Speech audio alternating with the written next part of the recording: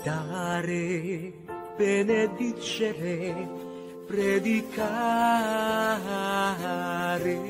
La série des 7 paraboles de Jésus sur le royaume trouve son dénouement dans notre méditation de ce jour à travers l'épisode du trésor et de la perle précieuse.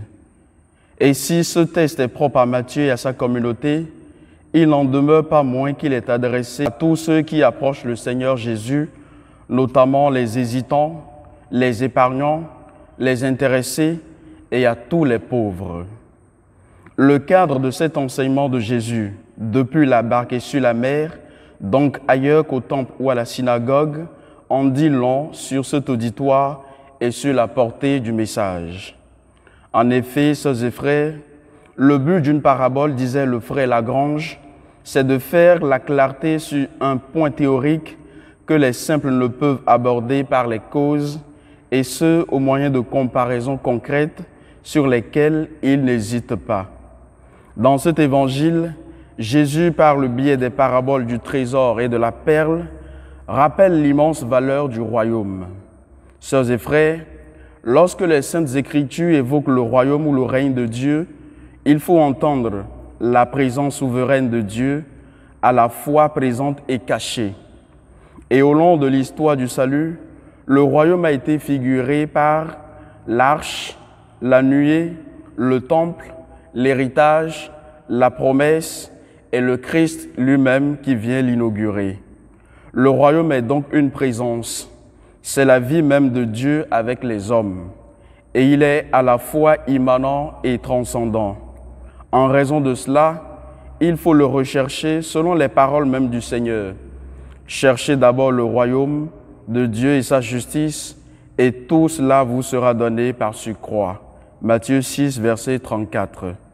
Notons ici, en guise de premier détail, que l'évangéliste ne dit pas que le royaume est, mais il écrit qu'il est comparable à. Cela sous-entend que le royaume vaut bien plus que tout ceci et qu'à défaut d'une expression langagière juste, il s'emploie à le rendre compréhensible par le discours métaphorique. En second, la disposition essentielle pour faire partie de ce royaume, c'est d'être prêt à tout vendre pour lui. Ainsi, quel est notre rapport vis-à-vis du royaume et comment y participons-nous? Par ailleurs, sœurs et frères, ces 2 paraboles jumelées traitent de la valeur suprême du royaume de Dieu, où tout quitter pour se le procurer, ce n'est pas se ruiner, c'est bien au contraire acquérir le souverain bien qui est unique. En effet, la longue série des paraboles entamée par celle du semeur et qui s'achèvera par celle du filet évoque les différentes relations des disciples vis-à-vis du règne de Dieu. Celle du trésor et de la perle met en lumière la promptitude et la détermination face à la parole. C'est la parabole de l'action. Il va vendre tout et l'achète.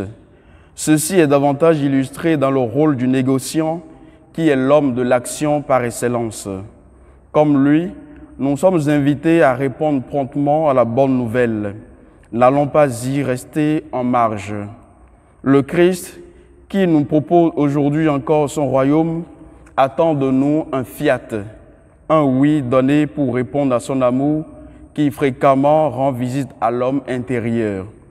En définitive, sœurs et frères, l'évangile de la perle et du trésor pose la cité et le monde comme le lieu de réalisation du royaume de Dieu.